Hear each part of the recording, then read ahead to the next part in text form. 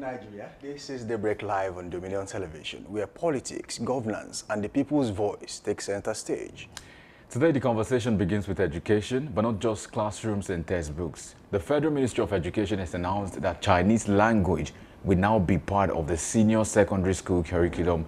For some, it's a sign of progress and international relevance. For others, it is a troubling reminder that foreign influence seems to find easier entry into our systems than the preservation and elevation of our own indigenous languages. That's right. That's right. This is more than a language debate. It's about cultural sovereignty, national identity, and the silent politics of global power. When China makes its way into our schools, we must ask whose interests are being served, and at what cost to the Nigerian child. Absolutely. Beyond that, we also bring you latest news shaping the nation, from policies to politics, governance to accountability. Right, I will also look at the stories making the headlines this morning, and more importantly, what they reveal about the direction of the country. And for our big story today, it's actually, like I would say, a big story. We turn to one of Nigeria's recurring nightmares: the collapse of national power grid. While millions of citizens grope in darkness and businesses count their losses, the bigger question is, why has political leadership failed again and again to deliver something as basic as electricity? We'll be joined by Taufik Tayo Akinwale, 2023 gubernatorial candidate, to interrogate the politics and the failures behind the crisis. All right, then to close this morning, we'll track the major conversations dominating public discourse in Trend Watch. It's a morning of clarity. Right. Honestly. Tough questions and fearless conversations. This is Daybreak Live. Good morning to you. Good morning to you, Anu. Samson, good morning to you. How are you today? Good to be here with you again. I mean, so many things. Maybe I should say chong chin chong to start with. Chong chin chong. I mean, whatever we say. That makes it a lot more interesting. Absolutely. You know, it's, well, to some people, Chinese language, which is Mandarin, being introduced to secondary schools in Nigeria as one of the languages to be learned. I think there was a time French was introduced. Absolutely. Of course, English has been adopted as the official language in Nigeria. That makes it two. We are talking about Mandarin now. Very soon we'll talk German. Of course, maybe a little bit of well, we'll see what happens anyway. But the truth of the matter is, as these languages encroach, into the system, as we begin to adopt so many languages, how about the identity we have as Nigerians? How about the sovereignty of our culture? Are they being trampled upon?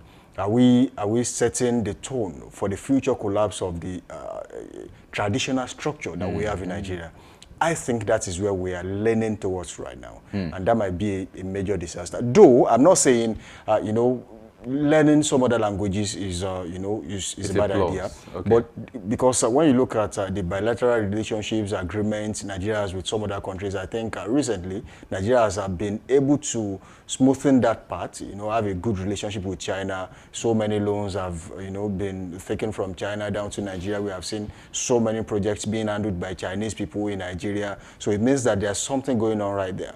And most definitely, the government is looking at how a Nigerian will walk into China, for example, and not find it difficult to communicate with them, because Mandarin is one of the languages where it's a little bit difficult for you to understand so easily. So I think that is where the government is leaning to. But if there's a political undertone, well, we'll see how that unfolds. Let me put something in context. First is, do we do away with the French language in secondary schools now? Because I think growing up for me personally, we did English, although my French was bad. Right. To say bonjour, monsieur, you say all of those. I wasn't very, But again, now, if you add that to the problem of an average person like me, to say, okay, so Mandarin does not have the alphabet that is quite close. French is a bit close to English. But Mandarin is something somewhat different. Starting all over. But the conversation. Imagine an SS1 student learning ABC in Mandarin. I mean. Okay, yes. Okay, from English to Mandarin. Starting afresh. It's a big problem when if you talk about communication generally, it's very hard for you to. That's why some native speakers of the Yoruba language or Igbo or Hausa have problems translating to English, because once you want to speak to somebody, you try to interpret what you know from your mind to the language you want to speak into now. So if you have to No, now imagine, I'm trying to imagine how you do from Yoruba to English and then from English to Mandarin. It might be a long journey, so people might need to be waiting before they speak a word. Right. So because you have to calm down. Okay, so this thing I want to say is in Mandarin. So okay, first I know Yoruba. Okay, let me take it from Yoruba to English. I think it will be seamless anyway. You know, just like you are able to process your Yoruba to English, you are able to process your English to French. I think it will be seamless. But I'm just worried about you know, what it brings. You know, if you are bringing such thing down to Nigeria now, how about the cost? Because most definitely you are not going to assign an English teacher to Obviously, it's going to be a Mandarin teacher. So it will be someone who knows Mandarin that will teach Mandarin, and not just someone who knows Mandarin. It's someone that has, you know, been trained to train people how to speak Mandarin. Automatically, every school in Nigeria will get at least a teacher. Most likely a Chinese or a Nigerian that has learned the language. Now, if that is the case, what will it cost to put a teacher each in all secondary schools in Nigeria as we speak? Mind you, even as of now, some schools are still struggling. Some, they will say, oh, there is only one English teacher in all the schools, about GSS1 to SS3, just one English teacher. You get to a school, oh, the maths teacher doesn't really stay here. He teaches in one school there and then comes here to take mathematics. I've seen that situation before. I think somewhere around Onara, where teachers are not really stable. At a point, parents were beginning to bring in PTA teachers to take some subjects where, you know, the government failed to provide personnel to handle that. So if you are bringing Mandarin, is this going to be another dead on arrival kind of thing? Because even the major subjects we are talking about, in some cases, we don't really have enough personnel to handle this. Now, let's switch the conversation to the conversation of world powers, world leaders, and all of these things that we're trying, because we know this is not just a wish by the Mandarin Chinese government. It's beyond that. Anyway. So it's basically beyond that. They are looking to become a world power to compete with every other. But, you know, I mean, that might be a good thing for them. But there's someone once wrote, and I can't really recount the name of the person right now, but the person said that if you want to enslave a people, the first thing you do is take their language. Right. And so it begs the question of, what about the cultural language we have in the country? We see in football matches, in football competitions, and when they want to give them awards and all of those Ballon d'Or, you see players like Messi coming from Argentina. He will speak what's the language? He will speak Argentine, whatever you call it. And then someone from Spain speaks Brazil will speak, Portugal will speak sometimes Brazil, because we were colonized by, so all of those.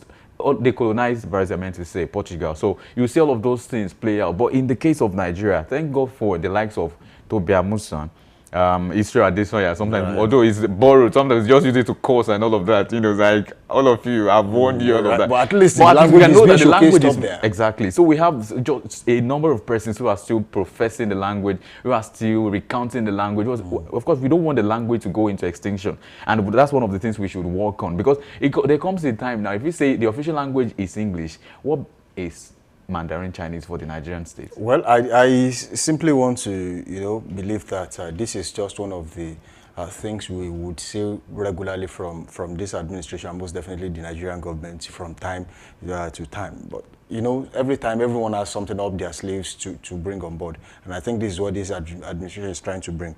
But how about curriculum overload? Students are stretched already. Bringing a totally strange language to them at this time is more or less like giving them an extra load. How about some who have left the secondary? Someone like myself, will I go to school, pay to learn Mandarin at this time? Well, I might do it, but how about every other person out there doing their day-to-day businesses and they feel less concerned about what Mandarin means to them? Yes, when we talk about, the most spoken indigenous language around the world, I think Mandarin ranks first with native speakers of about 950 million. But in total, English is the most spoken language around the world with 1.5 billion, 1.45 billion, depending on the data you are quoting. So right now, I think this is just a way for China to build a little bit of strength around the world. Oh, we have more speakers of our language, and that means you are transferring Chinese culture down to some other countries, especially something just came to my mind. Why not try this in Europe? If Mandarin is not being forced on people in Europe, why Africa? And I think that also has to do with the usual saying that an African man is more or less like they're easily swayed by other people's views. So once you talk to them about a certain thing, they implement them without even blinking an eye. So that's exactly what I see happening. But sorry to cut you. There was something you mentioned now that I think I want to also lay accent on. And it's the fact that, is it just the language that we get, or we also get the culture? That's the case. Once you get the language, okay, let me cite an instance. Okay, English is more or less like, is the official language in Nigeria. Well, we have imported the English way of, getting married, weddings, and some other things. We have, in fact, an average Nigerian lady wouldn't want to get married unless you are taking her to church, taking her to, courts to get married, because they feel like without that white attire, which is the wedding gown, the wedding has not been conducted. Whereas the African setup, as long as you have an agreement with the parents, you'll have your introduction, which we now call the introduction. Initially, back then, it is more or less like the wedding. But as long as that is done, you have the consent of the parents to have their child. Automatically, you are married. But now, until you sign a document, which is the order of the day, which I'm not faulting, which is I would consider the English way of doing things, haven't we, adopted their culture? So it's more or less like that. An average Nigerian wouldn't want to think you have conducted a wedding just by having a get-together in the sitting room, the parents saying, oh, look, we have given you our daughter so you can marry. It's still not enough. They call it introduction. We have introduced ourselves. Now we must go to the altar. Now we must go to court to get things sealed. It's not a bad idea. But the truth is, that is the English way of doing things, not the African way, of course, the Yoruba way of doing things. Let me put it that way. I'm also considering, the sustainability of this kind of plan. So what if we wake up tomorrow and there's another world power? Say, for example, what other country can I mention? Maybe another country in Asia says, okay, we are becoming world power. One of the things they're going to do, maybe Japan. Or North Korea. So how sure are we that Nigerian government will not wake up someday to say, okay, in the next 5, I'm not talking about 5 years, I'm talking about maybe 20 years from now, and say, okay, there's a world power that wants to also, we want to strengthen our bond, our bilateral relations with them. So they said they are proposing their language. We'll take another language again. I think we should come to a point where we know this is what we want and this is what we don't. Can we afford, like you said, there's a cost to this, right? There's a cost dimension to this. There's a cultural extinction dimension to this. There's quite a number of things to also consider. We should not take things hook, line, and sinker because it was just being introduced to us to say, give us this, we'll do a lot of things for you, but we want you to take up our language as well. Why not just stick with what we have? I mean, it could just be, just like you mentioned too, it's a plus to understand different languages, but at what cost, again, for the Nigerian state, which is something we should also consider. Well, I think some of the reasons and, of course, what it will cost an average Nigerians, we have been able to highlight them. I just hope that the government sees it this same way. And most definitely, even if Nigerians will learn how to speak Mandarin, it doesn't throw away our culture. It doesn't trash our culture. Of course, it should be a way to even uphold the Nigerian culture. So let's see if the government sees it the way so many people will be seeing it out there. And I want to implore them that the students who are already overstretched should not be stretched more. That's just the basic thing. All right, and that takes us away from this segment of the show. This morning, let's go on a quick break. And when we return, we take weather reports. We'll be back.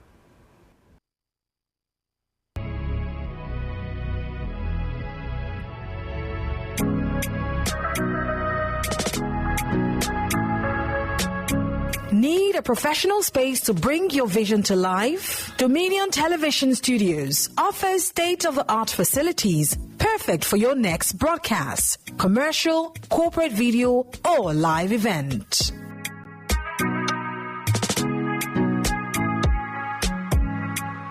With flexible rental options, cutting-edge equipment, and a supportive team, we provide the perfect environment for high-quality productions.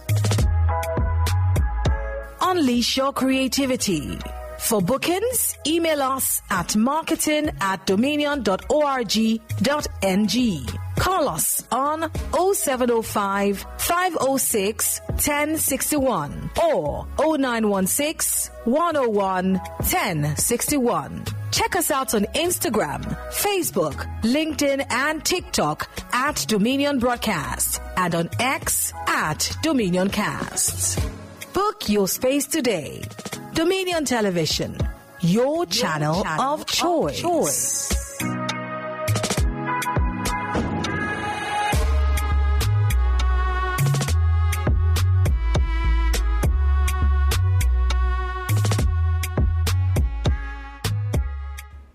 Glad to have you back from that break. This is still Daybreak Live right here on Dominion Television, your channel of choice, where inspiration meets entertainment. Now it's time to take weather report this morning, and we head straight to Ogun in Adodo this morning, as weather currently feels like 24 degrees Celsius right there.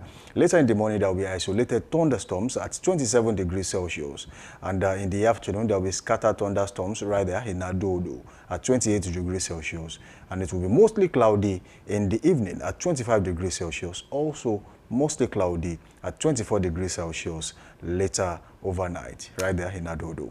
Still in Southwest, of course, now in Agbowo, your state, Nigeria. Now, weather feels like 23 degrees Celsius today, and in the morning we have like 25 degrees Celsius. Cloudy, of course. Afternoon is 28 degrees Celsius, mostly cloudy, and evening 24 degrees Celsius, cloudy, and overnight is 23 degrees Celsius, also cloudy this morning in your state. All right, away from there, we head straight to Ondo State this morning, and of course in Ondo West, weather currently feels like 23 degrees Celsius right there, and later in the morning, it will be mostly cloudy at 25 degrees Celsius. There will be scattered thunderstorms in the afternoon at 27 degrees Celsius, and it will be cloudy in the evening at 24 degrees Celsius, also cloudy overnight in Adodo, Ondo State, Ondo West local government, and overnight at 23 degrees Celsius. Lagos, Nigeria is where we are now, the center of excellence, like they say. 25 degrees Celsius is what we have for today. Of course, the day would have about 28 degrees Celsius, and the night 24 degrees Celsius as well. And the humidity will be 93%. Of course, the dew point is 23 degree and 3 km/h for the wind direction. Of course, that is also something to check this morning. The visibility is not quite clear at 8.05 km this morning in Lagos State, Nigeria. All right, moving further down into Owerri this morning, still in the south, but of course in the southeast, and weather currently feels like 23 degrees Celsius in Owerri this morning, and later in the afternoon it will be cloudy right there in Owerri at 27 degrees Celsius. There will be thunderstorms in the afternoon at 29 degrees Celsius in Owerri. It will be cloudy at 24 degrees Celsius in the evening, and later overnight at 23 degrees Celsius there will be showers in Owerri. Of course, in Enugu State, Enugu feels like 23 degrees Celsius, the weather today. And of course, in the morning, 26 degrees Celsius, cloudy as well, 29 degrees Celsius in the afternoon. And that's what we are with a promise of scattered thunderstorms. Of course, 25 degrees also in the evening with isolated thunderstorms. And showers is expected overnight at 23 degrees Celsius in Enugu North, Enugu, Nigeria. Right, up north this morning, and that's Kaduna North in Kaduna State. Weather currently feels like 22 degrees Celsius in Kaduna, and later today it will rise to 31 degrees Celsius, and by night it will be around 21 degrees Celsius right there in Kaduna. Dew point is expected to be at 22 degrees Celsius, and humidity at 97%, and wind will be at 6 km/h. Right there in Kaduna this morning. Weather currently feels like 24 degrees Celsius in Gusau, that's Zamfara State. Of course, this morning 28 degrees Celsius with partly cloudy weather this morning. The afternoon comes with 32 degrees Celsius, quite a number, mostly sunny. Of course, I don't know what you want to get if it's not, maybe umbrella for people in Gusau this morning. Evening has about 27 degrees Celsius. Of course, it's quite clear, the visibility is clear. And overnight, we have 24 degrees Celsius also in Gusau, Zamfara State today. Right, that will be all we can take on weather reports this morning. Do well to link up with us on all socials, Facebook, Instagram, and TikTok at Dominion Broadcast, and on X, formerly Twitter, at Dominion Cast. You can also watch us live on our YouTube channel at Dominion Broadcast. But do well to subscribe to that channel at Dominion Broadcast. Click on the subscriber button, and most definitely you can also link up with us on our website www.dominion.org.ng, dominion.org.ng. Now we go on a quick break. When we return, we take the news. We'll be back. Live from the heart of the action. Welcome to the nerve center of Next Level Broadcasting.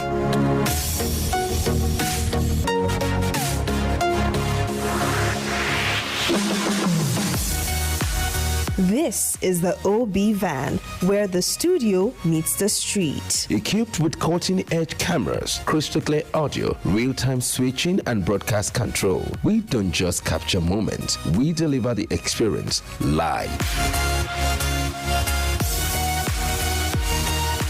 Anywhere, anytime, from stadiums to red carpets, breaking news to buzzing festivals, weddings, birthdays, and all sorts of ceremonies. We bring the world to your screen in real time. It's not just a van, it's a complete mobile production house, a command center, a broadcast beast. This is more than a broadcast. This is the OB van difference. Live, loud, limitless.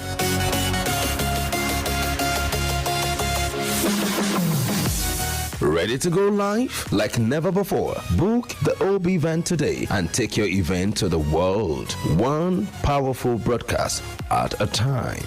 To book, call 0705 506 1061 or 0916 101 1061. Email marketing@dominion.org.ng or visit our socials on Instagram @Dominion Broadcast. Dominion Broadcast, your channel of choice.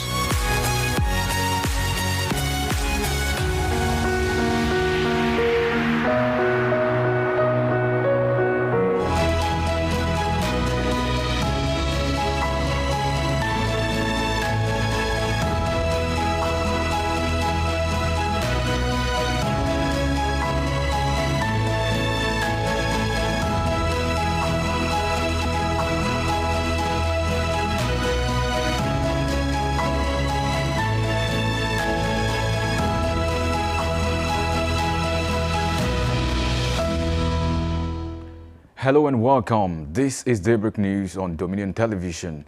My name is Anu Oluwapo Ido. The federal government has announced fresh commitment to major water supply, sanitation, irrigation and hydropower projects across the country as part of efforts to accelerate progress towards Sustainable Development Goal Agenda 6, which seeks universal access to clean water and sanitation. The Minister of Water Resources and Sanitation, Professor Joseph Telumon Usev, made this declaration in Abuja, in Makurdi, Benue State. Usev disclosed that work is advancing on major initiatives such as the 460-megawatt Katsina Ala Dam and 186-megawatt Bawaku Dam on the Benue River, highlighting the flagship project under President Bola Tinubu's renewed hope agenda. The Special Advisor to the President on Media and Public Communications, Sunday Dari, has stated that President Tinubu's administration believes in trade reforms, reaffirming the President's statement that national development is anchored by support of the subnational regions. Dari said this at an event in Oyo State, stressing that trade and investment are key to putting Africa in the world ranking list, emphasizing that Africa is building the necessary connections for adequate reforms. He claimed that Nigeria, amongst other African countries, carries one of the largest oil and gas reserves. The National Examination Council, NECO, has released the 2025 Senior Secondary Certificate Examination. NECO Registrar Professor Ibrahim Wushishi announced the release of the result at a press conference in Minna, Niger State, noting that out of over 1 million candidates who sat for the June and July exercise, only 818,492, representing 62.2%, scored 5 credits and above, including mathematics and English language. Wushishi announced that in view of the reviewed curriculum, which is currently being implemented, NECO will conduct the SSC examination on only 38 subjects, which will reduce the waiting time for the result. The Economic and Financial Crimes Commission, EFCC, has raised concerns that the surge in cybercrime is contributing to stricter visa regulations for Nigerians abroad. EFCC Chairman Ola Olukoyede stated that fraudulent activities not only jeopardize the future of those involved, but also damage Nigeria's global reputation, leading to tougher travel conditions for law-abiding citizens. Olukoyede, represented by the Chief Superintendent of the EFCC, CSE Koka Oyegunle, made the remarks during an event in Port Harcourt, Rivers State. The FCC chairman reaffirmed the agency's commitment to strengthening awareness, campaigns, enforcement, and collaboration with communities in the fight against financial crimes. The president of the Miyetti Allah Cattle Breeders Association of Nigeria, Magban, Baba Uthman, has revealed that the association is working with the Minister of Livestock and the Minister of Education to resolve the growing issue of cattle movement within urban areas. In a recent interview, Uthman explained that the ministers have directed the establishment of a committee to urgently develop a strategic plan to resolve the crisis. Uthman reassured the public that the association remains committed to supporting initiatives aimed at improving the country's livestock production system. The Polytechnic Ibadan management paid a courtesy visit to the Olubadan designate, Oba Rashid Ladoja, at his residence. The chairman of the council, Olanrewaju Nasa, while speaking, said that the institution at large is proud of the Olubadan designate, stressing his act of discipline, transparency, and high respect for the Yoruba culture.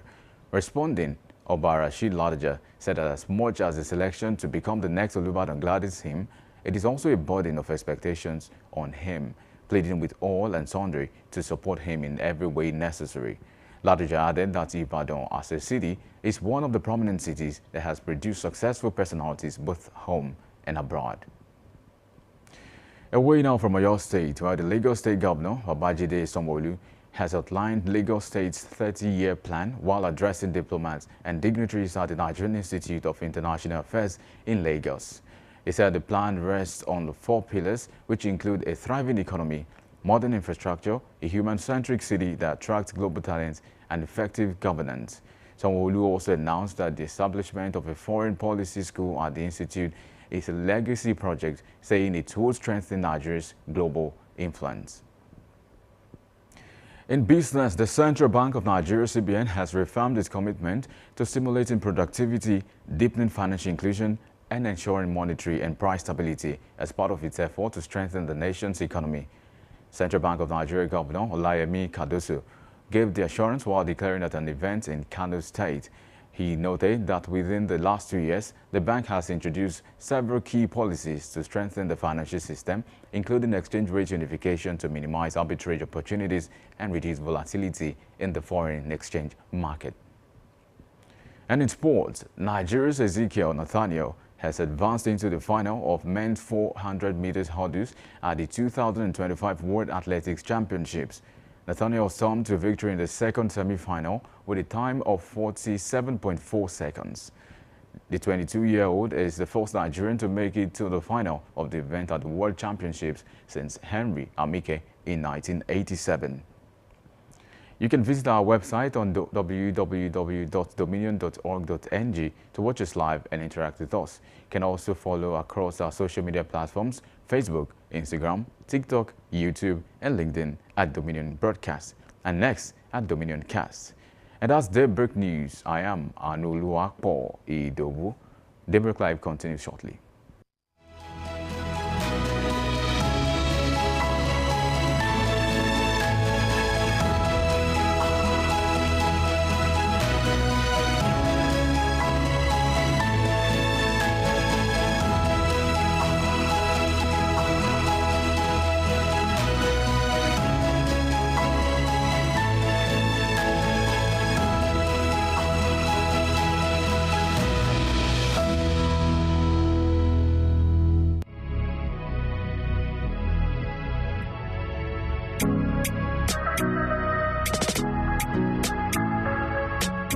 Need a professional space to bring your vision to life? Dominion Television Studios offers state-of-the-art facilities perfect for your next broadcast, commercial, corporate video, or live event.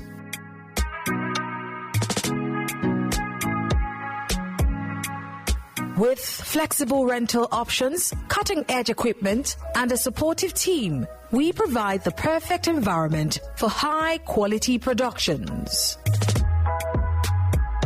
Unleash your creativity. For bookings, email us at marketing@dominion.org.ng. Call us on 0705 506 1061 or 0916 101 1061. Check us out on Instagram, Facebook, LinkedIn, and TikTok at Dominion Broadcast and on X at Dominion Casts. Book your space today. Dominion Television, your channel of choice.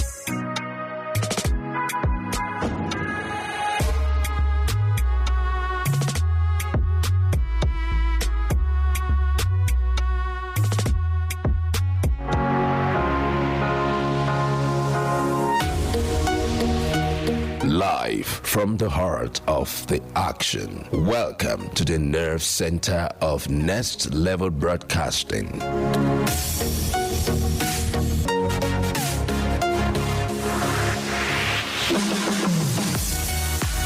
This is the OB van, where the studio meets the street. Equipped with cutting-edge cameras, crystal clear audio, real-time switching, and broadcast control, we don't just capture moments, we deliver the experience live.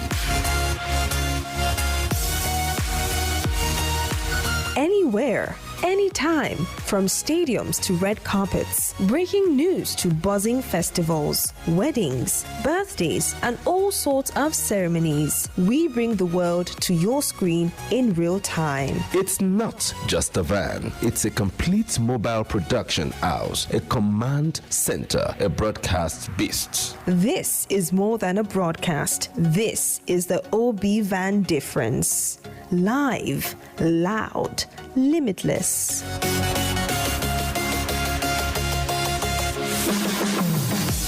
Ready to go live like never before? Book the OB van today and take your event to the world. One powerful broadcast at a time.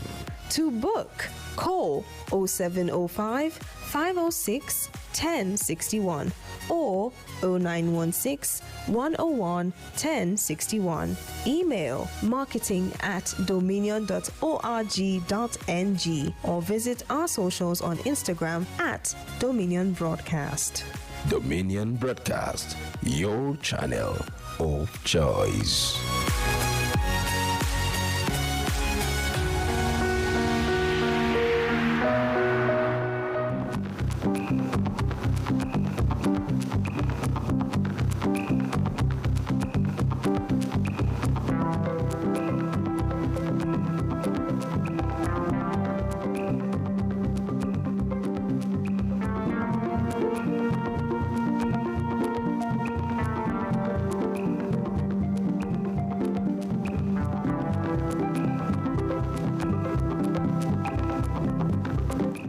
You know, sometimes we wonder if some of our authors and songwriters are prophetic people.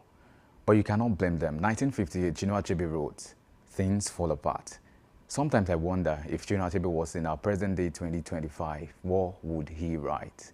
Anyway, we'll get some of these conversations right today because there are issues on the front pages of the newspapers this morning. Welcome to the headlines, newspaper headlines and analysis today on Dominion Television. We have so many stories to go around. Of course, breaking news, developing stories and trending stories across the newsprint this morning. And I'm joined with Lekon Shobowale, who's going to help us unpack some of these burdens that we have in the country. Good morning. Good morning, Hi. Lekon Shobowale. Very well.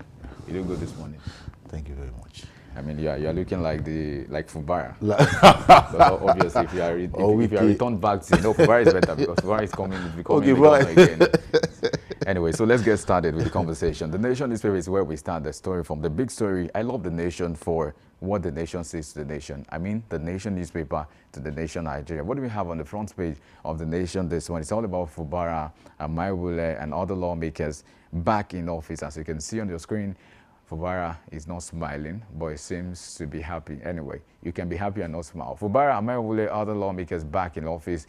What becomes of this is another conversation we would also throw this morning. Tinubu calls for peace, 6-month emergency rule ends, and grand reception awaits the governor today. Everything is set to happen today. Lekon Shobowale, Fubara, Amaiwule, the speaker, and every other person that seems to be out of play and now again in our public eye.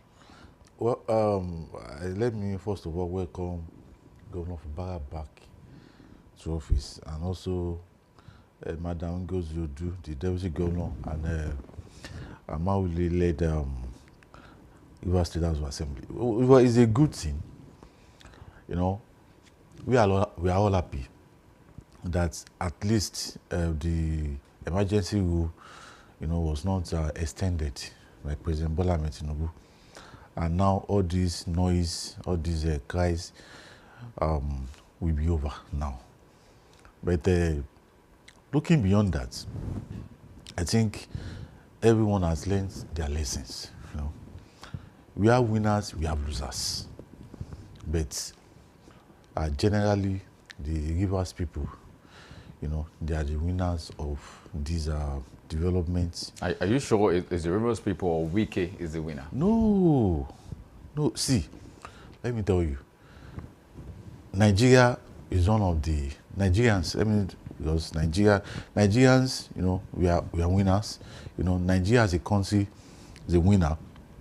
Because at a point in time, the democratic institutions in Rivers State, were threatened. Burning down of the State House of Assembly, where you have 3-man House of Assembly, working with the state governor, leaving behind 27, lawmakers. At a point in time, subsequently, we have 2 explosions. We have one at Goni local government and one at Egbema local government. We have one today. The following day, we had another one. It's somehow disrupted the economic activities of the country. When at the time President Bola Ahmed Tinubu led federal government, was trying to increase the production of our fuel, we are having vandalization of our pipelines. So there is no way you look at it, it will disrupt the economic progression of the nation. You understand? So, Fubara won because if not for the emergency rule, maybe it would have been suspended by now. He also said it, that if not for the emergency rule, maybe it would have been suspended because immediately after February 28, 2024, when 2025, when Supreme Court made that judgment, that the 27 lawmakers should be returned back to their duties. Their main target was to impeach Fubara. Wike said it. Fubara confirmed it. So Fubara would have been a gunner by now. So he won because of the intervention of Mr. President. Sorry. If you say Fubara won, did Wike lose, or it's a win-win game? That's what I'm saying, that there are so many people that won in this game. Nigeria won, Rivers State won, Wike won, President Bola Ahmed Tinubu won, APC won, because, before now, we don't have APC at the grassroots in Rivers State. But now, Fubara will be coming in as the governor, where we have 23 local government chairmen. It has never happened in Rivers State before now. So, APC is now well grounded in Rivers State. So, all these people, they won. Wike won, President Tinubu won, APC won, Fubara won, the House of Assembly won. But, where we have winners, we also have losers. Who are the losers? Otimi Amechi happens to be one of the losers. He lost gallantly in the struggle for the political soul of Rivers State. People like Uche Secondus, former national chairman of PDP, he lost. He lost. We have some of these front and back political gladiators in Rivers State, the elders, that are supporting Fubara by one side.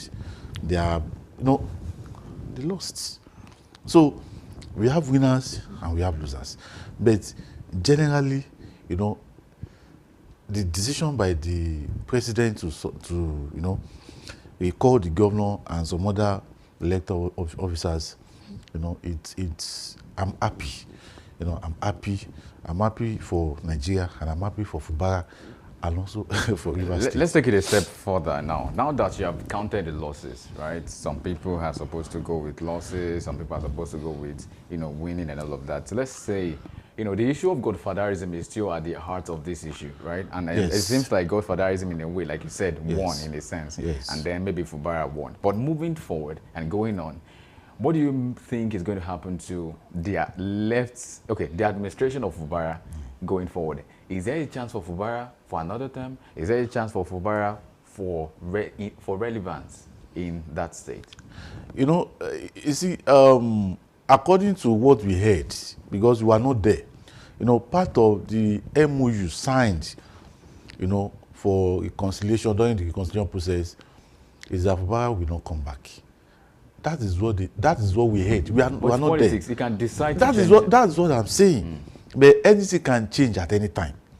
You know, Fubara may get in back there and become a born again son of wicked godfathers. You understand? So he never can write it off. Never can. In politics, 24 hours is a very long time. You know, I used to say it. So yes, you know, Fubara is coming back as a governor.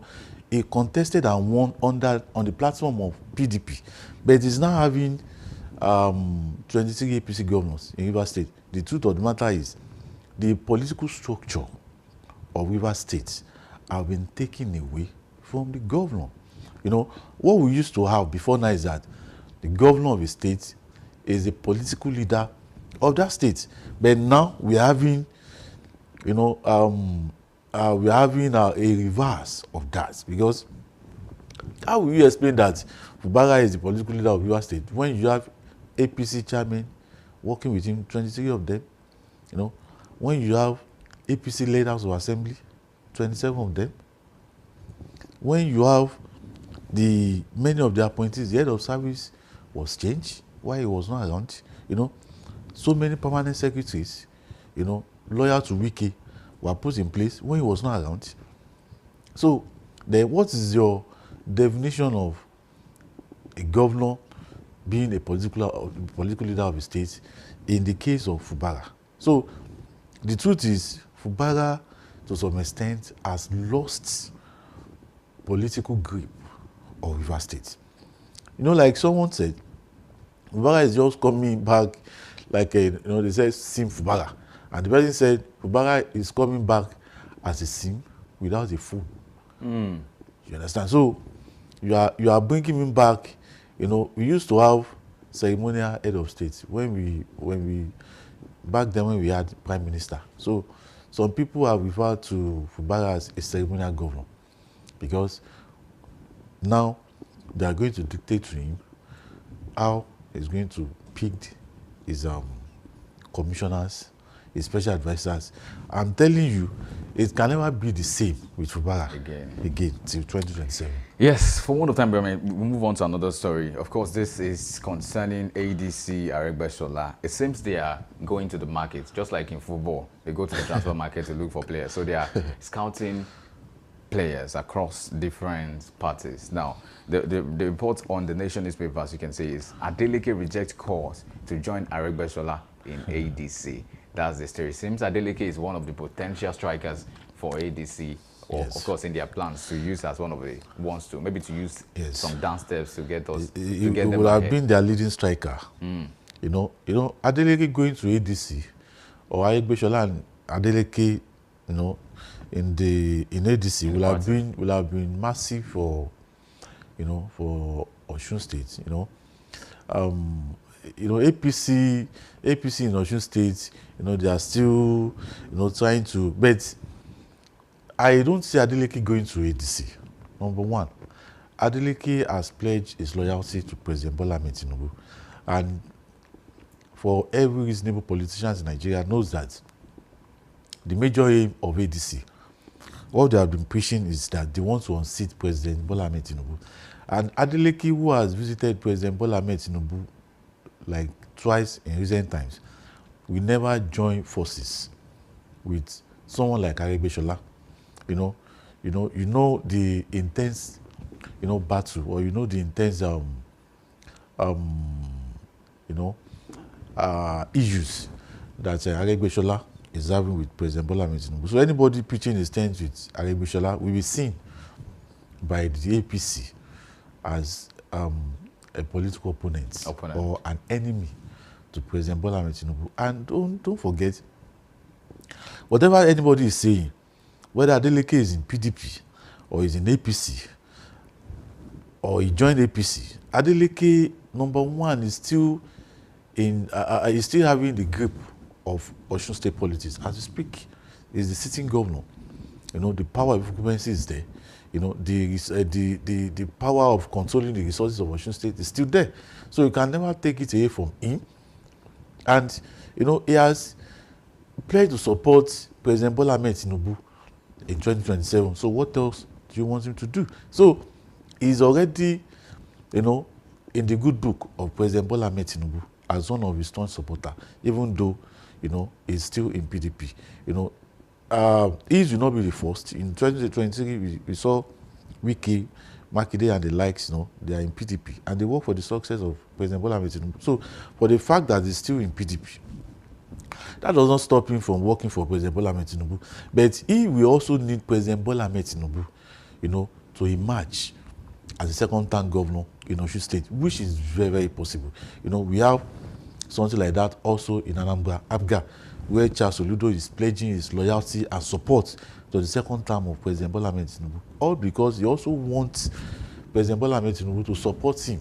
Because it's all about interest, political interest. That is, you know, there is no common enemy or common friend. It is all about common interest. So, for me, Adeleke going to ADC, I don't think. Okay, so let me put that into context before we leave this story.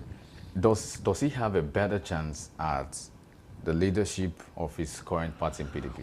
Because if you don't have something worthwhile in your hand, you look for another thing to help you.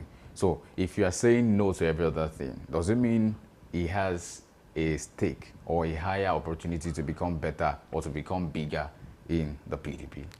Yes, you know, when you are talking about becoming better, bigger in PDP, the very first thing that you have to consider is a first-time governor in Osun State.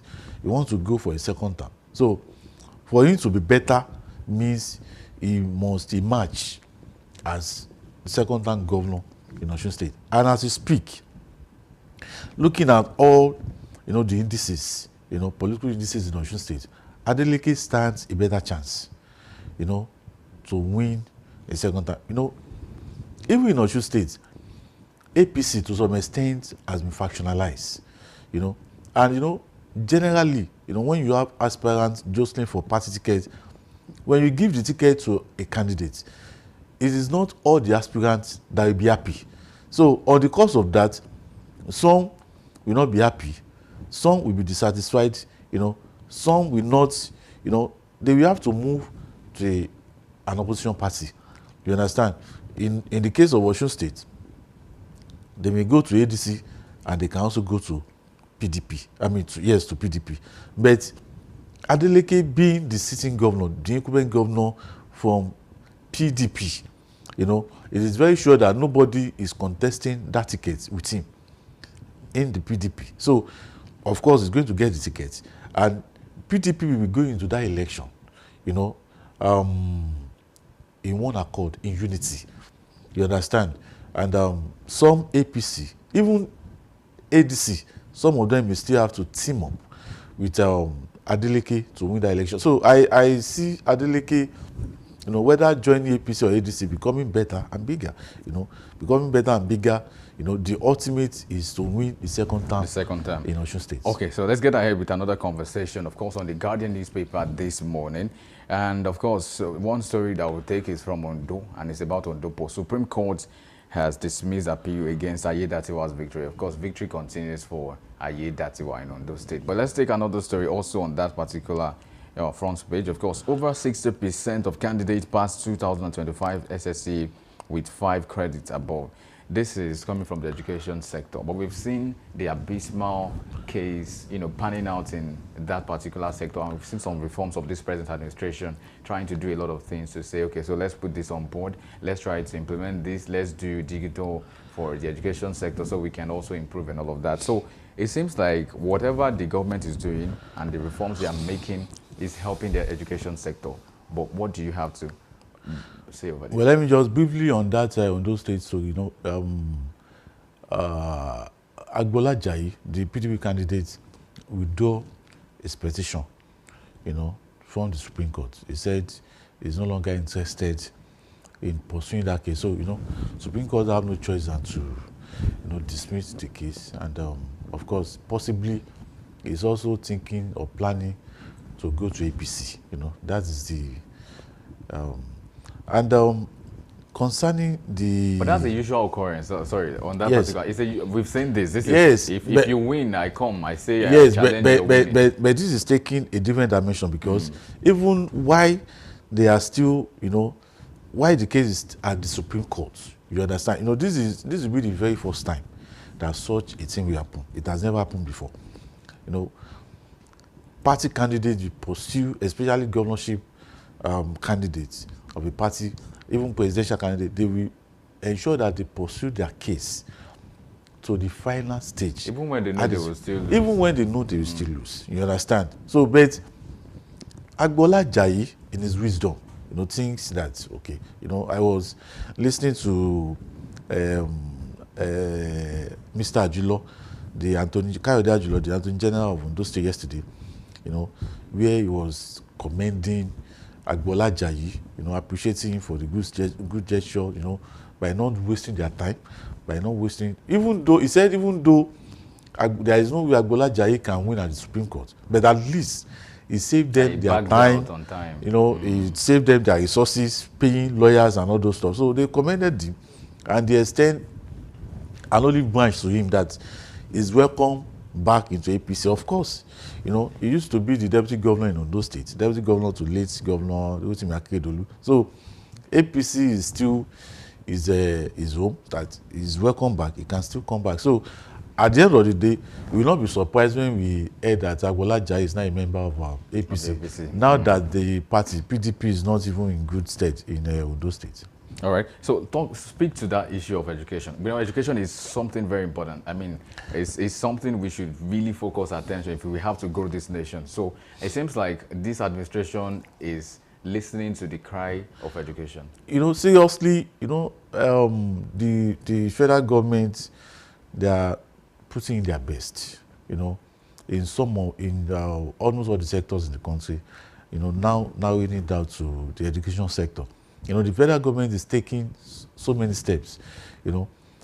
We, like I used to say, we have systemic failure, in some of our sectors in Nigeria, and I think, thanks to the Honorable Minister of Education, Tunji Alausa, who I think, is taking to advice, is taking to suggestions, he listens, to people, Since he came on board as Honorable Minister of Education, so many decisions have been made.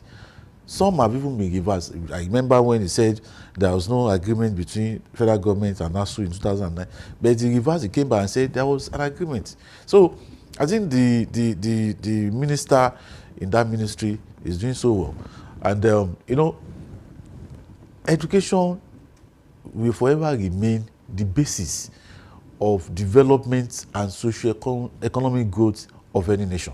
So the step being taken now, is to, aside from the fact that, if we reinvigorate our educational sector, I said this some times ago that there's a need for federal government to look critically into some of these examination bodies, JAMB, NECO, NAPTEB, I know WAEC is West Africa. So, they need to look holistically into all this sector because, there is no way, when we are having a country with bad education, what is making Nigerians to go to Ghana, to go and, Ghana for university education, even for secondary school education. So it's a welcome development, it is good.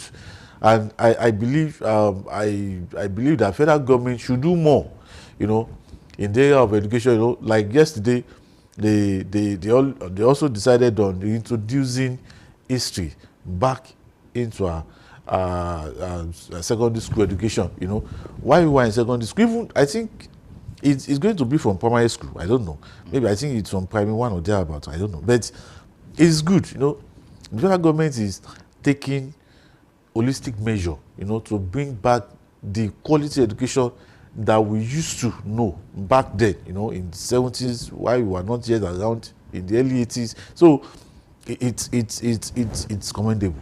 Let's talk about what the government is also doing in terms of transfer and making payments. Of course, as we have it on the Punch newspaper this morning, federal government, states, local government shared 2.2 trillion naira as August revenue, according to the FAAC. But that's one. On the other hand, we take the other story very close to it on the top corner of the Punch newspaper this morning. It says cash transfer.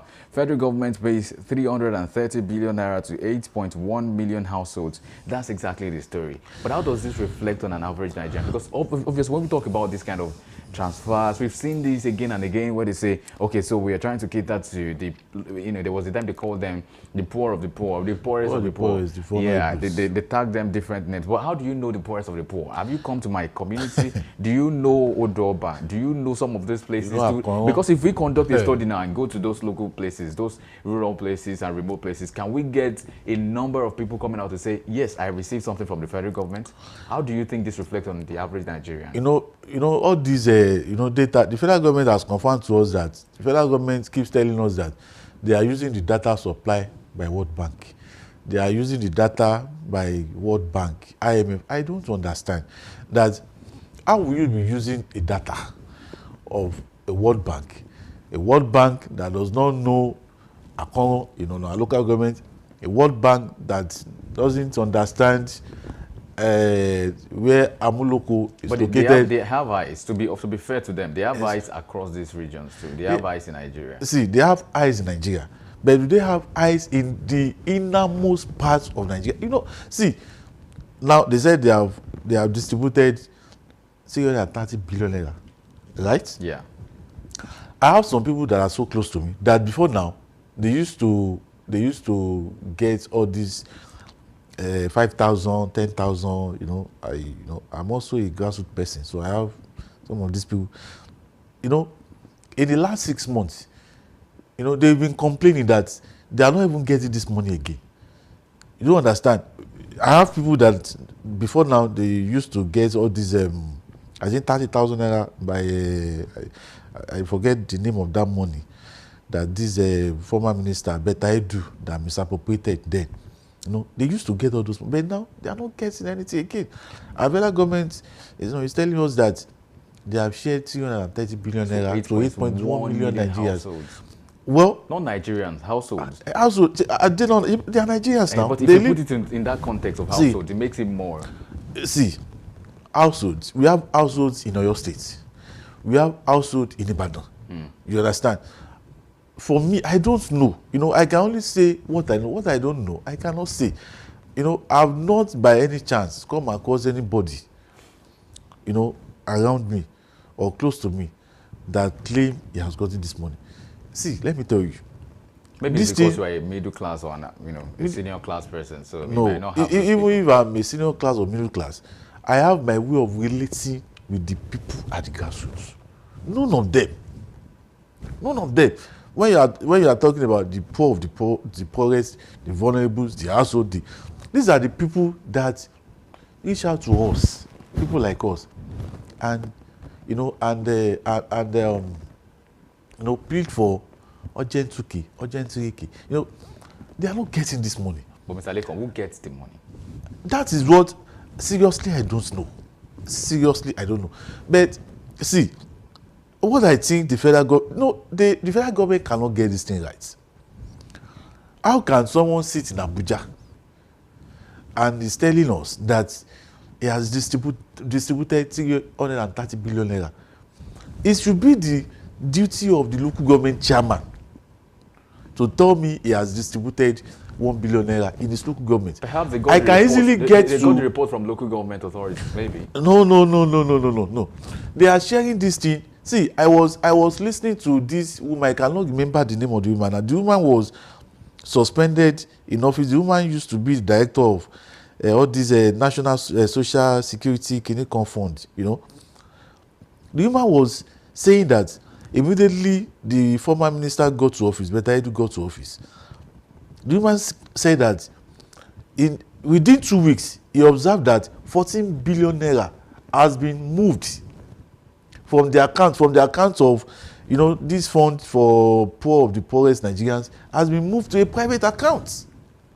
See, there is no way you will tell me that you want to distribute 1 billion naira within Ibadan Northwest local government, and you want to do that from Abuja. It is not possible. It is not possible. I think we should continue to learn and learn. We should do things appropriately. All these things should be the responsibility of the local government, not even the states. The local government, okay, tell me, now we have local government autonomy. Why do we have local government autonomy? Why do we even have local government? Local government is the closest and the nearest to the people at the grassroots. You go to Onara local government, look at where the local government is located. It is very easy for the people at local government to get across to their people within Onara local government. So it is not possible for someone sitting down in Asukoro sending money, send 5,000 naira. They are talking about 5,000 naira. Sending 5,000 naira to people in Onara local government. Meanwhile, there are a lot of people it is difficult. Without banks, without accounts, without BVs. That is what we are saying. I mean, it's a good place to draw the curtains. Thank you so very much, Lekon Shobowale, for joining us again this morning. Thank you very much. Nigerians, thank you for staying tuned. Of course, we will now take the big story. Of course, this is talking about something very critical, something very topical as well in the country. We'll join Samson, where we also turn to some of the recurring nightmares, the collapse of national grid power. What exactly is the situation with our national grid? We'll get all of that conversation after this break. Join us again.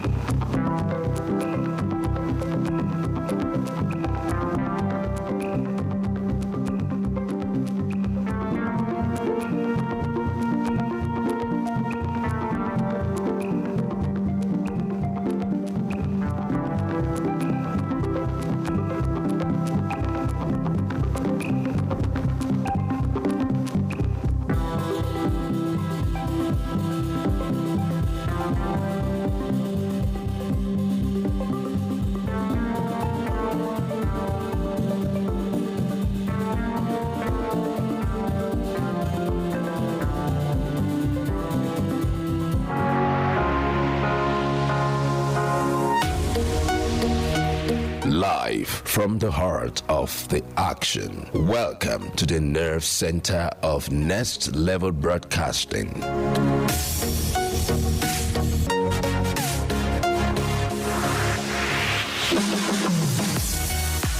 This is the OB van, where the studio meets the street. Equipped with cutting-edge cameras, crystal clear audio, real-time switching, and broadcast control, we don't just capture moments, we deliver the experience live. Anywhere, anytime, from stadiums to red carpets, breaking news to buzzing festivals, weddings, birthdays, and all sorts of ceremonies. We bring the world to your screen in real time. It's not just a van, it's a complete mobile production house, a command center, a broadcast beast. This is more than a broadcast. This is the OB van difference. Live, loud, limitless.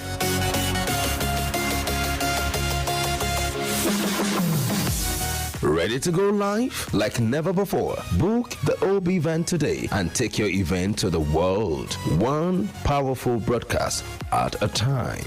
To book, call 0705 506 1061 or 0916 101 1061. Email marketing@dominion.org.ng or visit our socials on Instagram @Dominion Broadcast. Dominion Broadcast, your channel of choice.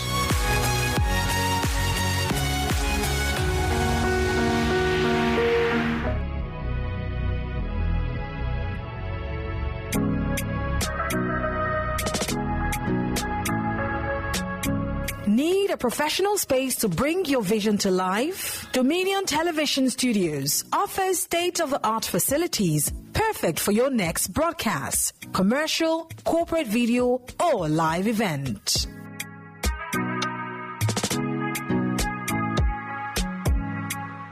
With flexible rental options, cutting-edge equipment, and a supportive team, we provide the perfect environment for high-quality productions.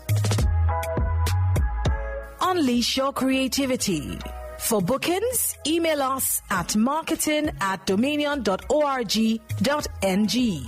Call us on 0705 506 1061 or 0916 101 1061. Check us out on Instagram, Facebook, LinkedIn, and TikTok at Dominion Broadcast and on X at Dominion Casts. Book your space today. Dominion Television, your channel of choice.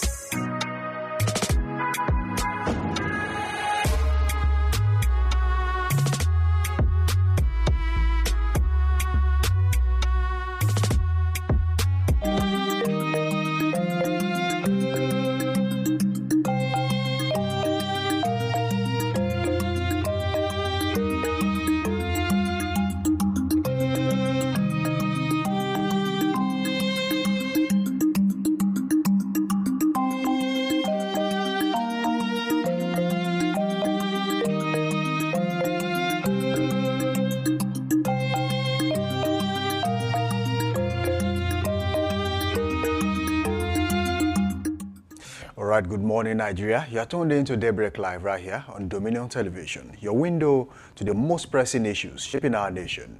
This is the big story, where we cut through the noise to bring you clarity, depth, and perspective.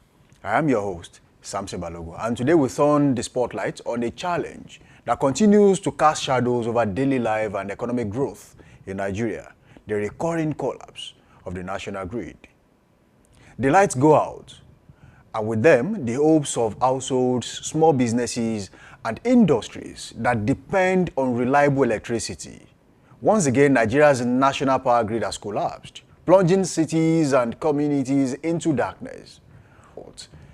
To students struggling to study by candlelight, the consequences are real and far-reaching.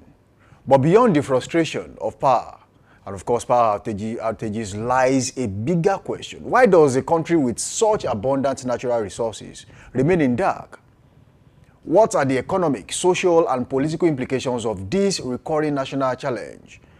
And most importantly, what sustainable solutions exist to break this cycle once and for all? Since 1999, Nigeria has spent huge sums to revive its electricity sector, but progress has lagged far behind expectations. Under President Olusegun Obasanjo, 1999 to 2007, about $16 billion was reportedly invested in power projects. The funds were channeled into National Integrated Power Project, NIPP, meant to build new power plants and expand transmission. However, many of these plants remained incomplete or underperforming by the time he left office, sparking controversy over the actual utilization of the fund. During President Umaru Musa Yar'Adua's tenure, 2007 to 2010, roughly 1.8 trillion naira was allocated to the sector. His administration emphasized reforms and privatization groundwork, but his short rule and ill health stalled the momentum. Fast forward to President Jonathan's administration, which was 2010 to 2015. About 1.8 trillion naira, again, went into power sector reform and the full privatization of generation and distribution companies, which are the GEMCOs and the DISCOs you are seeing today in 2013. His government also provided an intervention of about 155 billion naira under the multi-year tariff, they call it MYTO, M-Y-T-O, between 2009 and 2013. To stabilize tariffs and encourage private participation. Now, in President Muhammadu Buhari's administration, 2015 to 2023, that was 8 years, over 1.5 trillion naira was injected in his first 2 years alone to stabilize the electricity market through interventions, such as the Nigeria Electricity Market Stabilization Facility. By 2018, records show that capital releases for the sector totaled about 1.1464 trillion naira, covering generation, transmission, and distribution infrastructure. Additional intervention funds, including bailouts to DISCOs and Transmission Companies of Nigeria (TCN), further raises the figure. In total, by 2019, analysts estimated that over 4 trillion naira had been spent specifically on electricity, excluding fuel subsidies. Yet, the grid remained fragile, with multiple nationwide collapses each year. In the year 2020 to 2023, government borrowing and interventions continued, with Central Bank of Nigeria, CBN, providing facilities to GENCOs and DISCOs worth hundreds of billions of naira to keep the sector afloat. In summary, from 1999 to date, well over 4 to 5 trillion naira has been spent directly on Nigeria's electricity sector, targeting generation, transmission, distribution, and stabilization of the electricity market. Despite this, the national grid continues to collapse, and the power supply remains unreliable, raising questions of accountability, policy consistency, and implementation. Now, to help us unpack this critical issue, we are joined by a man who has walked the path of leadership and policy engagement, Taofeek Akinwale, who is the 2023 gubernatorial candidate of the Labour Party in Oyo State. He will share his insights on what this means for Nigerian homes and businesses and how leadership can chart a brighter way forward. Taofeek Akinwale, good morning to you. Good morning, and I'm very happy to be here once again. Nice joining you. Thank you for joining us on the show. Welcome. We have seen a series of grid collapses recently, and having spent so much money on electricity in Nigeria, where did we get it wrong? Thank you very much. I think we need to go to the roots of this problem. The grid that we're having now, we started using it in 1962. It means that this grid is now 63 years old. So it is not expected that the grid will still sustain us till this time. As at the time we're having this grid, we are less than 100 million. So we are now, according to National Population Commission census, data, we are now over 200 million. You can see that the equipment we are using is nothing but obsolete and outdated one. They have done so many, some of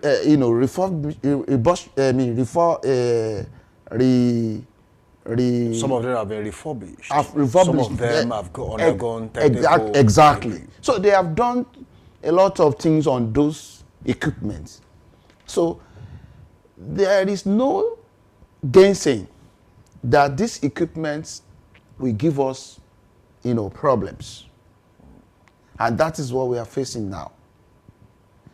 And if you go by all that you've read out the last time you were talking, you could observe that based on the equipment, based on the law that was even guiding electricity or power generation in Nigeria, we have gone to a place that we need to ask the federal government to declare state of emergency on power generation. Because we can generate more than 143 megawatts. But we cannot more than... As of now, it is between 3,500. It's between 3,000 now. Being distributed. Being distributed. But they generate way more than that. Way more than that. Should be around 7,000 megawatts. Far away more than that. But in terms of, distribution and transmission, we are within 4,000. So what is responsible for this is that the government needs to unbundle laws that says that it is exclusive power of the federal government to provide power and electricity for the nation. And government have done that.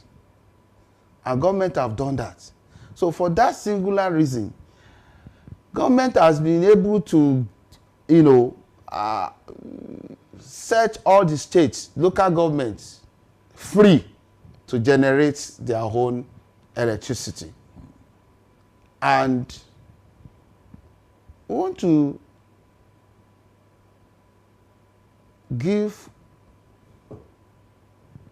an applaud to the current Minister of Power. Before we talk about the Minister of Power, I highlighted a few things that we could see as the problem.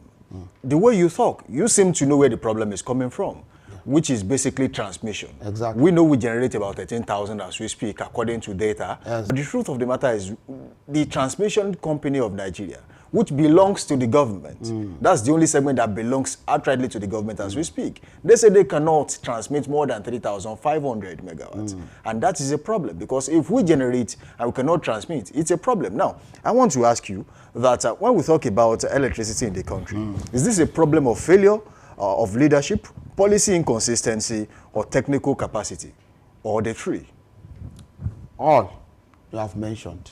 But the basic thing is that the need for us to change that grid is important, because is it rocket science? It's not rocket science. Is it that difficult? You see, you cannot, you too, nobody can be using a vehicle for 63 years. And Nigeria too broke to achieve that. And you expect that vehicle to continue functioning as, expected.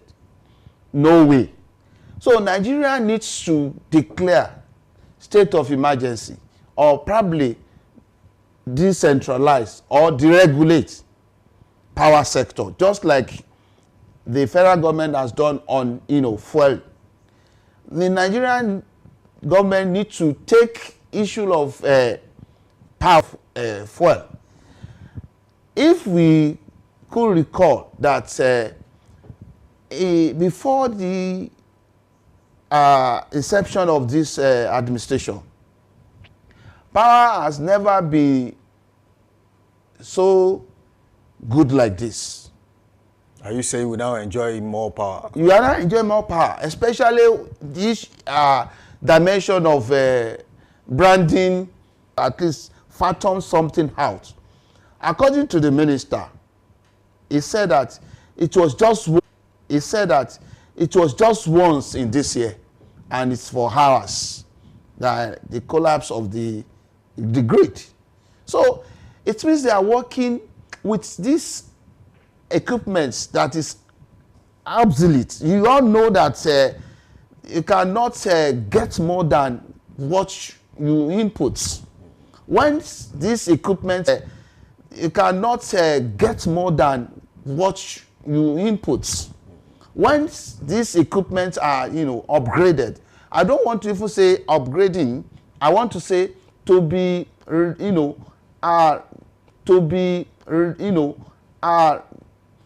new one should be put in place. Tafik Akinwale, you have traveled far and wide.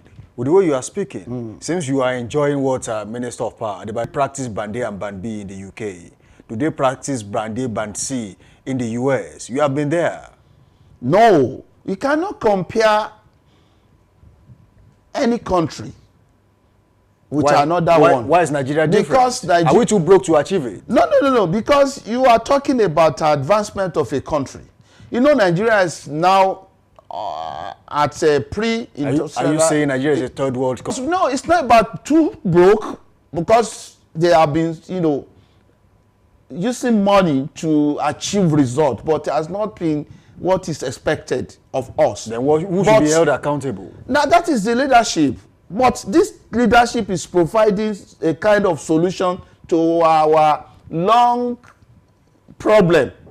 So this is what I'm saying, that if we give these governments a kind of opportunity to showcase, more efficiency in terms of giving us a stable electricity, stable records, people can testify to it, that electricity is getting an attention that is required by, the serious government. You see, these governments, we do everything possible based on the fact that if the government give opportunity for private sector, we do everything possible based on the investors to come in. The private sector, we put their money on ground, and if there's assurance that they are going to get profit, they will involve in the activity of power generation in Nigeria. This will go a long way to assist us, and that's exactly what the government is doing. Before we talk about how it affects average Nigerians, let's talk about the current situation, and you have actually highlighted a few points in that regard. If you are talking about the current situation of electricity in the country, we cannot transfer. Now, if that is the case, should government look into privatizing Transmission Company of Nigeria, TCN? Are you one of those who believe that TCN should be privatized too?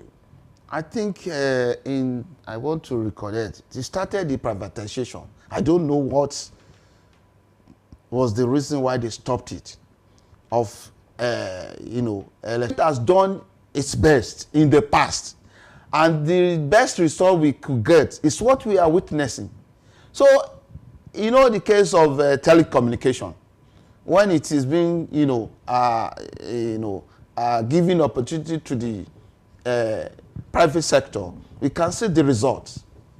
It is, only when we have what we call PPP that can really give us what we want in electricity. So I am of the opinion that privatization of electricity or power generation will give us another level of power in this country. So I'm of opinion that we should go into privatization, and we have started it, I think, in 2010, if I'm correct. But it was moribund. Along the line, they didn't go ahead with it. So the best bet is that we should go back to privatization. There are so many private investors that are interested in, coming to the power sector.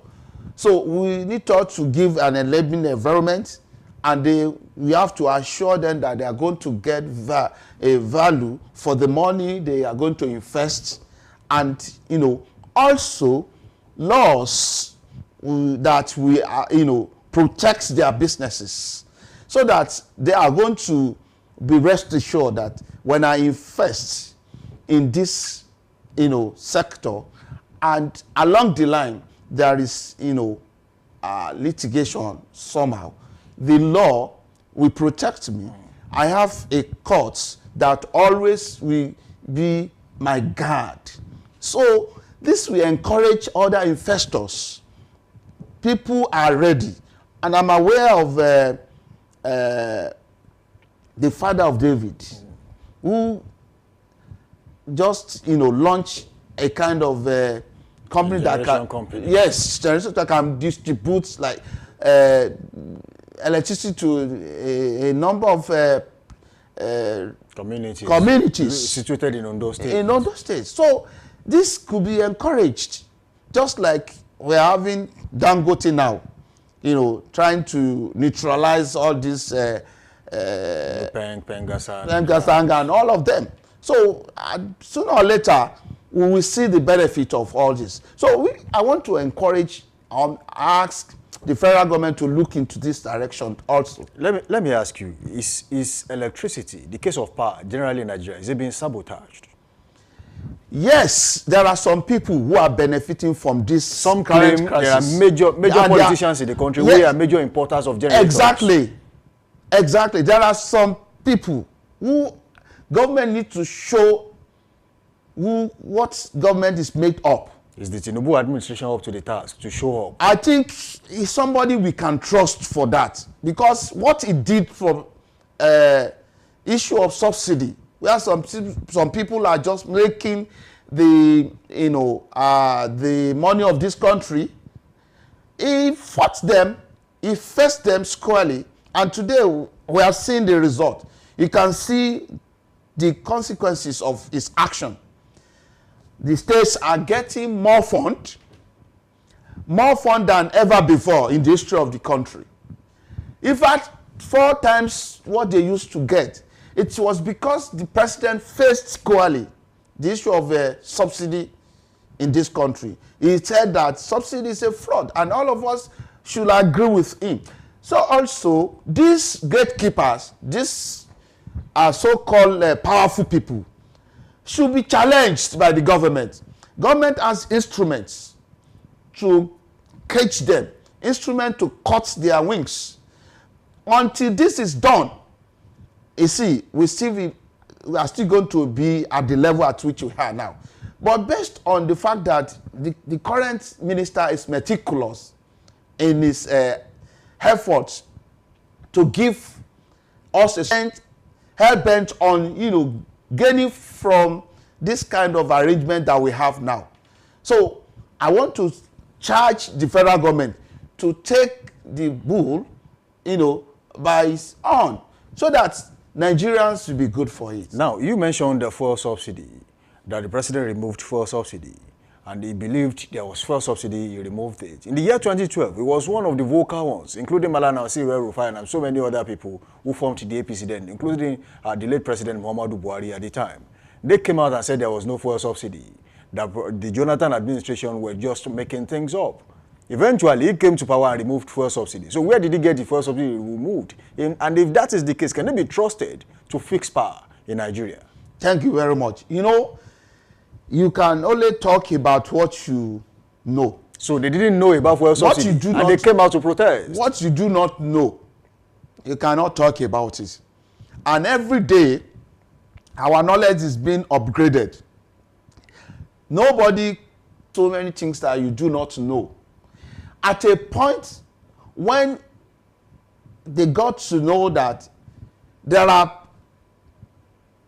people who are using the issue of subsidy to get rich quick, and there is need for government to stop it. You could recall, he did not start, removing subsidy now when he becomes the president. Even before he becomes the president, he got to realize that there's need for removal of the subsidy. And that was exactly what he did. You remember when they asked him before the election, are you going to remove the subsidy? He said it. All the presidential candidates said it. Right. That they are going to remove the subsidy. Peter Obi, every one of them. Every one of them. Except somebody that does not know again. Because when you do not know, if you do not know, you don't know. But when you know, you have to apply your knowledge. So when he got to know that there is need for removal of subsidy, that is exactly why he have to join the league of people who believe in removal of it. And when he gets to the power, he quickly did it. And today, we can tell you that all this money that has been there, the states are enjoying it. Now, back to even the local government too are benefiting from it. Back to electricity. We want to talk about how it affects Nigerians now, from homes to small businesses to industries. Some of them are crying foul. Some now pay in excess what they used to pay. Now, to some extent, in some places, it is not even stable, and they pay for these things. Now, how has it affected Nigerian businesses so far? And going forward, what is the solution? Because businesses are folding up in the country due to the fact that there is no electricity for them to run their businesses. I want to agree with you. It has a very multiplying effect on Nigerians, irrespective of your level in this country. Electricity is germane. It's even electricity and power is the lifeline of any economy. So, like I said, we are in industrialization in Nigeria. And there is need for Nigerians to move from pre-industrialization to industrialization. Then we come to a stage where we can offer services. So until then, for now, we cannot succeed with manual, because if we are not, the country is not powered enough, we'll be operating at manual level, and this will affect our productivity. There will be low income, and even people will be, you see, there's no way you will be using manpower to power industries. No way. So now, poverty that we are facing, one of the reasons we are facing poverty is that we have not been able to fix, as expected, the issue of power. And it's so called insecurity. Power plays so many roles in the lives of human beings. So that is why I want to agree that we have not got there. We are still going there. It's affecting a lot of businesses. How long will it take? I think as long as we have good leadership, who have vision, who has a leader, who has that courage, like we said, the issue of people who are saboteurs of government, efforts in order to remove problems in power generation. Are they invincible? They are feasible. And I want to encourage the leadership, current leadership we are having, that it should, go all out for those people. Because even when he wants to contest for second time. You see, this president, current president, does not think about an election. He thinks about how to fix the nation. If he was thinking about an election, he wouldn't have removed subsidy, despite the fact that it creates a lot of inconveniences for Nigerians. But because he believes that there is need for Nigerians to undergo this kind of challenge now, challenge that will bring about prosperity. You see, a leader is he who takes people to where they wanted to be. But a good leader is he who takes people to where they ought to be. I think we see that in President Bola Ahmed Tinubu. We should all encourage him. He's not playing politics with anything. If he was playing politics, he wouldn't have done it. He would have reversed it like all other previous presidents used to do. Whenever they wanted to remove subsidy, you remember Buhari wanted to also, he quickly changed it. But this man took his ground and made his statement known, and that he does not care. So it was not about next election. So with this kind of president we have, we can also achieve results in power generation, and we have a stable and sustainable, power distribution in Nigeria. Should states be allowed to generate their own electricities, or the national grid should remain centralized? No, there is a law on ground that has unbundled that power of the federal government. The bottleneck has been unbundled somehow. Yes, it has unbundled the power of the federal government. And Nigerian states capable of getting it done. Now, the states, even the local government, can generate and their own electricity. Before, if you want to generate electricity, you need to anchor it on the national grid. But now, no. So it depends on the level of industrialization that any governor requires for a state. And we are looking forward for a state that will set that example, where they generate their own electricity and they create their own microgrid to ensure that they power their states.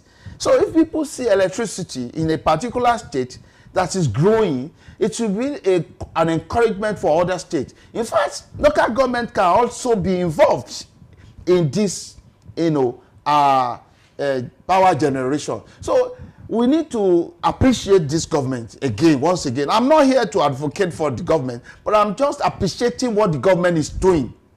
What the government is doing needs to be appreciated. In fact, just once in this year alone, once, and it's just for hours, for the national grid to collapse. Just so it is a very huge thing that we need to encourage the current handlers of our power. So I want to also ask the state governments or the state governors to look in the direction of generating their own power. There is enabling environment now. The law has enabled them and giving them powers to do so. It will pay them and it will give their state. That's what they require. Okay, basically, since 2013 when Gencos and discos were privatized, has Nigeria really seen value for money when it comes to electricity? I can't really say that the value for money is there, but there is a part to that. That at least we are getting there. Like that means Nigerians paid for darkness during that time. No, you see, and you remember that this government has removed the issue of whether you have light or you don't have light, you have to pay. We call it. They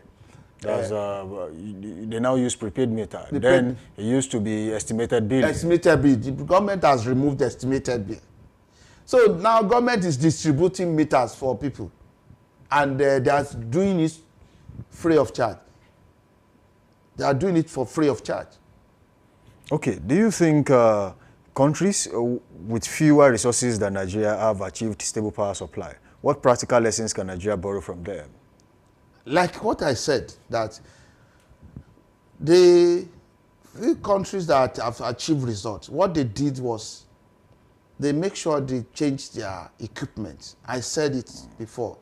The one we are having now, the grid we are having now, was, since 1962.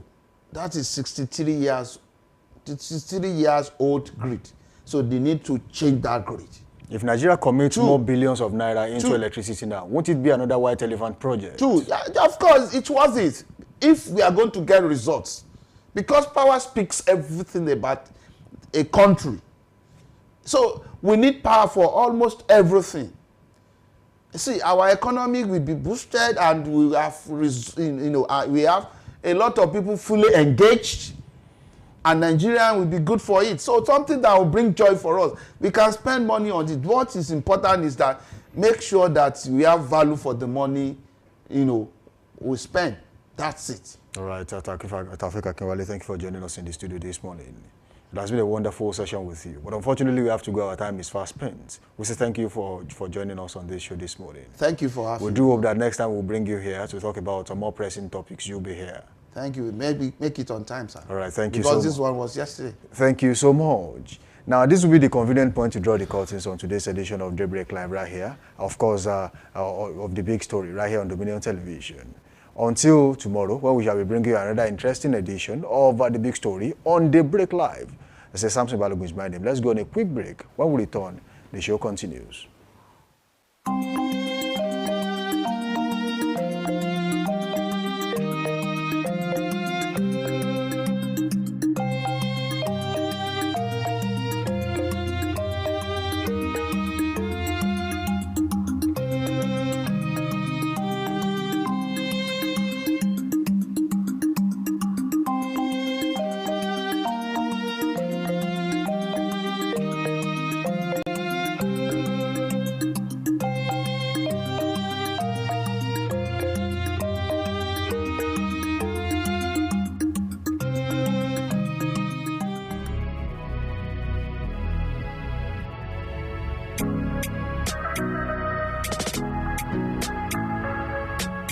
Need a professional space to bring your vision to life? Dominion Television Studios offers state-of-the-art facilities perfect for your next broadcast, commercial, corporate video, or live event.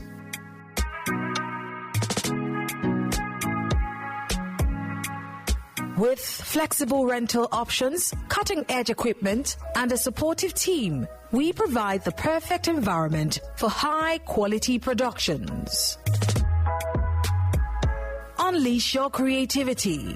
For bookings, email us at marketing@dominion.org.ng. Call us on 0705 506 1061 or 0916 101 1061. Check us out on Instagram, Facebook, LinkedIn, and TikTok at Dominion Broadcast and on X at Dominion Cast. Book your space today.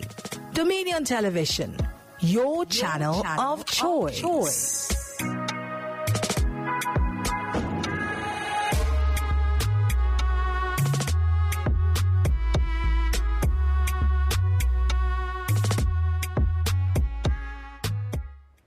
All right, welcome back from that short break. The show is still Daybreak Live right here on Dominion Television, your channel of choice. Do well to link up with us on all social media platforms, Facebook, Instagram, and TikTok at Dominion Broadcast. And on X, follow it with at Dominion Cast. Drop your comments on our YouTube channel, watch us live, subscribe to that channel, and most definitely click on the bell to make sure that you are reminded each time we come online. And of course, you can also watch us live on our website, www.dominion.org.ng, dominion.org.ng.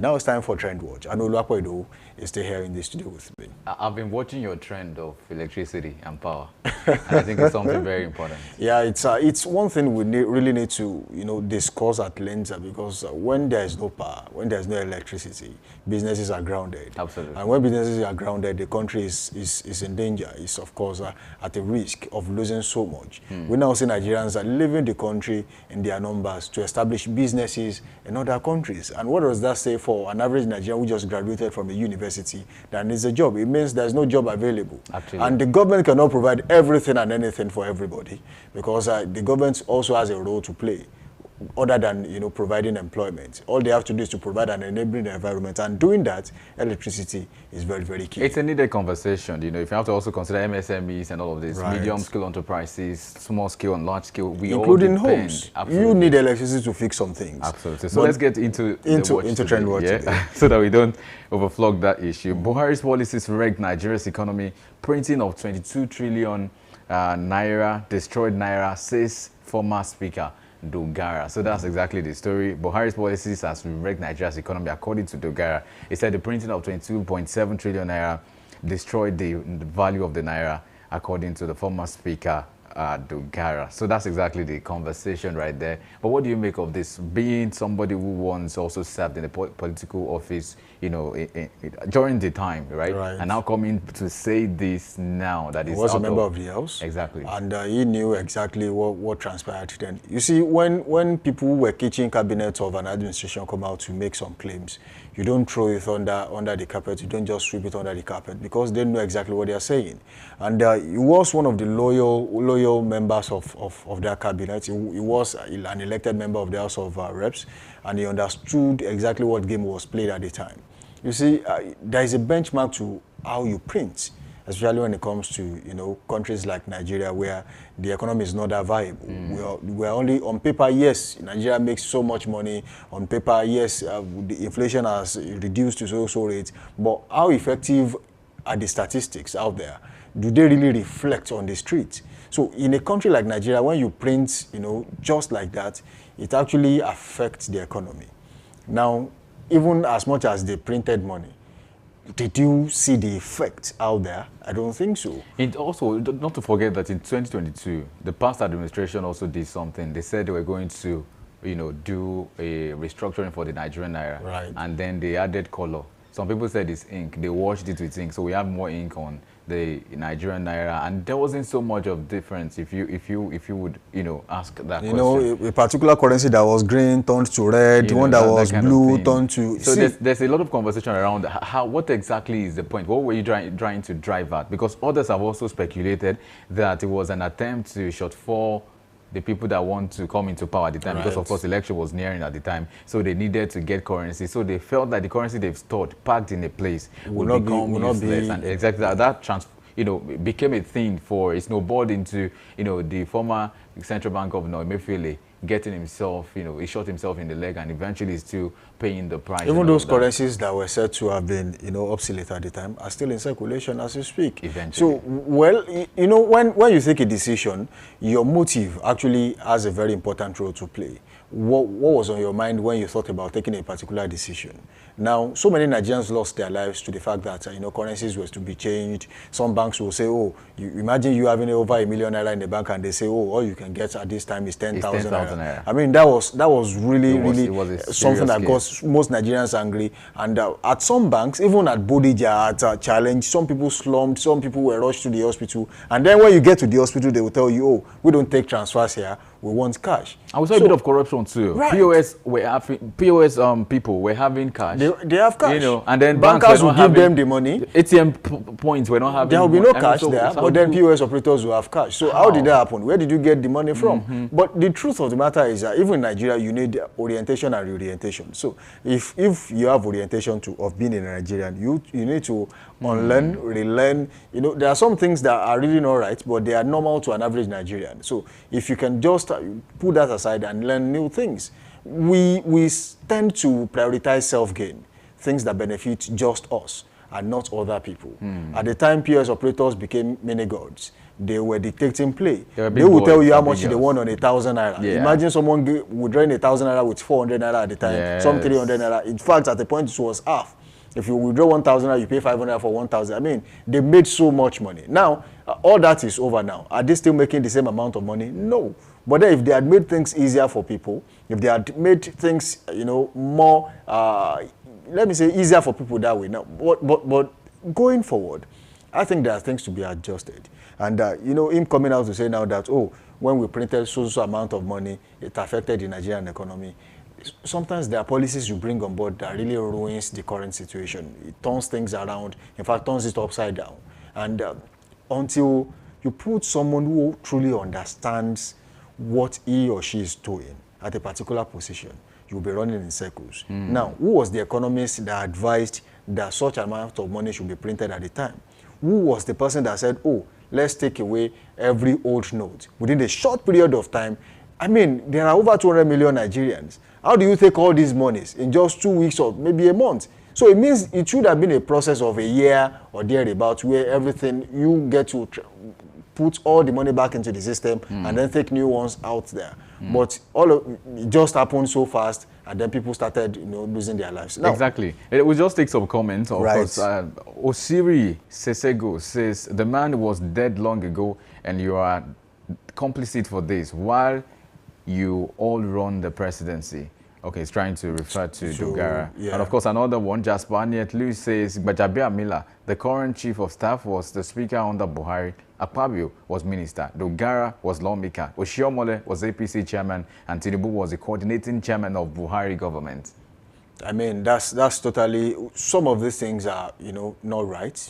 Because when you say Tinubu was the coordinating chairman of the Buhari government, I think that's not true. Because he made a statement, even before Buhari passed away, that after Buhari won the election as the president, first time and second time, he did not take a dime from the Buhari administration. It did not have anything to do with them. He just, contributed as a party man, and then they won the election. It wasn't that he was making this, calling shots behind the scene. So he made that statement, and nobody countered it. So if Buhari is now gone, and someone is raising this, I would disagree.